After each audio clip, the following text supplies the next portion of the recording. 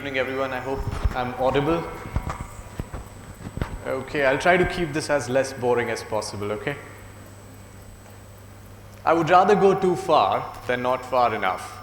This is something I came across recently, and it left me wondering, has this been my journey so far? Pushing the limits of what's possible.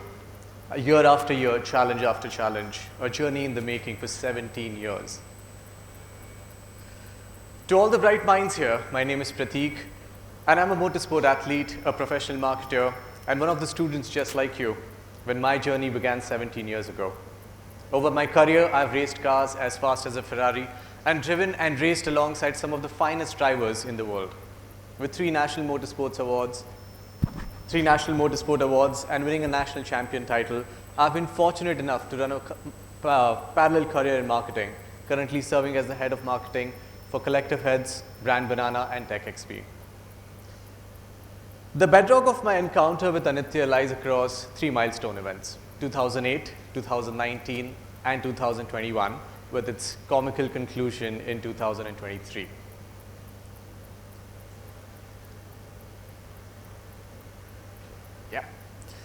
It was December 2008, my last year of school, and I really wanted to win myself a bronze medal in one of the sports, particularly athletics. That was because I had never won a single medal in my entire school life in any sport. The sports day was approaching and I wanted to do everything to prepare myself and win myself a bronze. The odds were against me. All the sportsmen from my batch were faster, fitter, more experienced, and I had no chance to win. The dream of winning a bronze was uncertain, though not impossible. After a stretch of 2 months of practice and training in school and all the shebang that happens, the sports day concluded with me winning everything else except a bronze medal. Unexpected, isn't it? Well, apart from winning 3 gold medals and losing the 4th one by a whisker, I won the Best Athlete of the Year award and I still could not get the bronze. Little did I know that the path to achieving the least measure of success, bronze, prepared me to achieve the highest level of success that's possible in the middle of complete uncertainty. This taught me an early lesson to recognize the beauty of uncertainty and develop the ability to focus within and surrender to what wasn't by putting in the work. Perhaps I was never meant to settle for a bronze in my school life.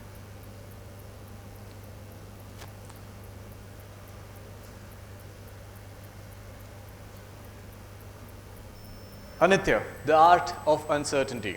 To what extent does it impact an athlete? Let's take a small trip down the memory lane. August 2019, we were racing at the Madras International Circuit, formerly known as the Madras Motor Racetrack. I went into the race weekend leading the national championship, a dream position to be in. I was locked in, focused, and ready to perform. After finishing 3rd in the first race, I was starting 10th in the next one. There's a rule called as the reverse grid. It's too technical, not going to bore you with it. It was raining heavily and the race started behind a safety car. For all the folks who follow racing or motorsport, safety car is usually brought in when the racing conditions are extreme. Okay, so this race started behind the safety car and I climbed from 10th position to 3rd position in just 3 laps. Okay, I was lapping over 5 seconds faster than the entire grid. With a performance like that, I was surely the favorite to win. But Anitya arrived in the most stylish manner possible. I crashed out of the race by heading straight into a tire barrier at 113 kilometers per hour. That's coming to a standstill in 12.9 milliseconds. My body faced 32 G's worth of an impact and my car was almost totaled. It looked like it was done for me and my championship hopes at that moment. I scored 0 points due to the crash and lost my championship lead. You know, it almost felt impossible to fix the car and prepare it for the next race. Now, the next race was in like a couple of hours, so you can imagine the chaos. The team had to put the car back together for me to be able to be racing. Everything was changing. In one moment, the car was coming together just fine, and the next moment, they found something else broken. Uncertainty at its peak. I was losing faith, confidence, and the vision of becoming a champion was blurring. Every possible outcome was uncertain and it only brought more chaos. So what does an athlete do in such a situation? Would he doubt himself, question himself, blame somebody else, or would he give up and find the easy way out? Because Anitya is growing with each passing moment. The surprising part of this situation was that Anitya actually had given me a clean slate It helped me embrace the reality that of the things I could not control and gave me focus on everything that I could.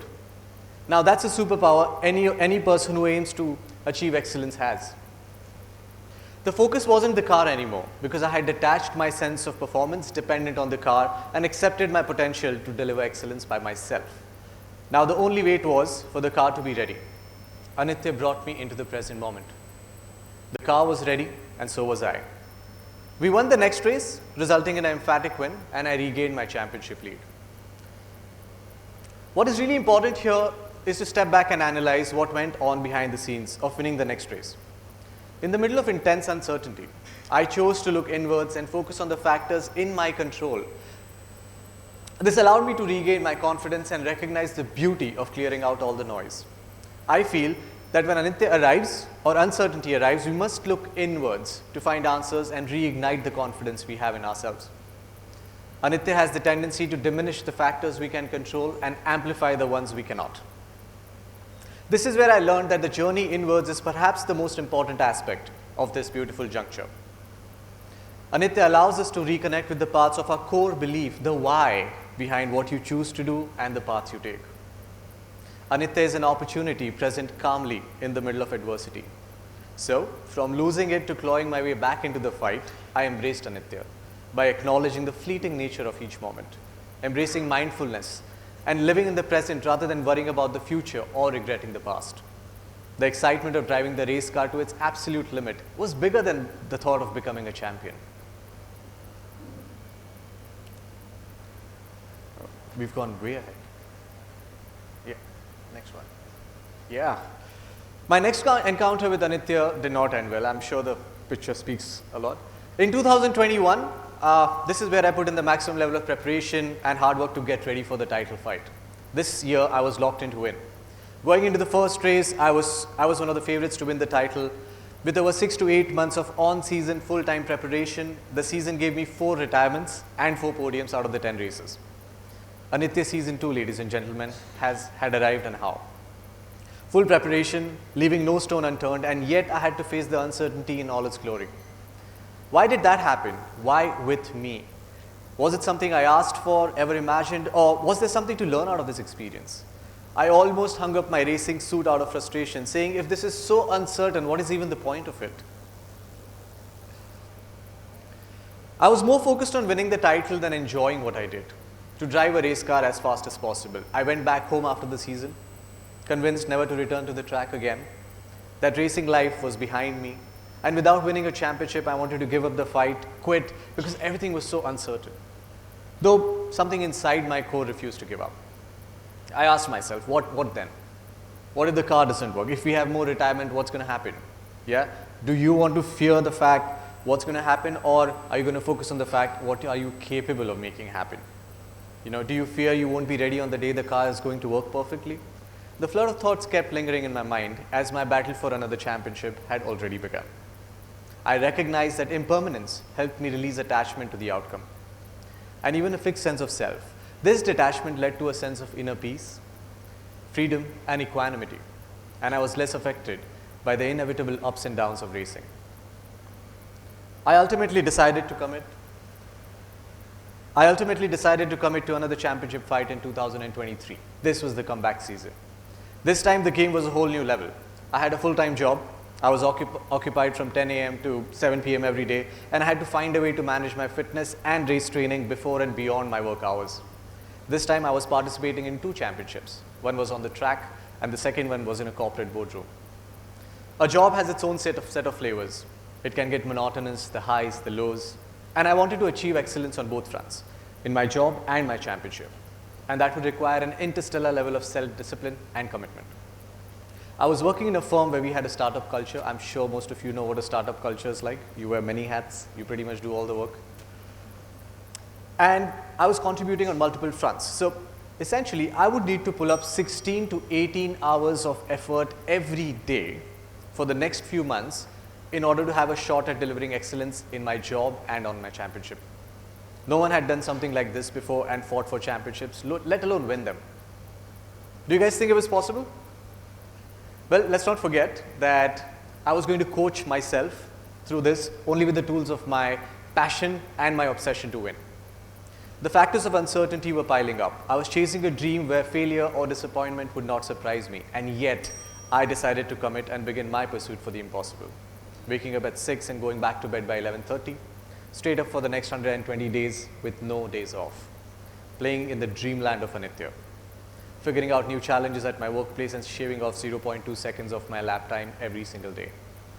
My journey consisted of multiple moments of self-doubt. What if the car breaks down again? What if the marketing campaign doesn't work? What if I'm not fast enough? What if my marketing targets are not met? What if I crash? What if this? What if that? And each time I found a way to bring myself back and look within and reinforce my why. It was not a walk in the park. I completed the season getting 6 podiums out of the 8 championship races.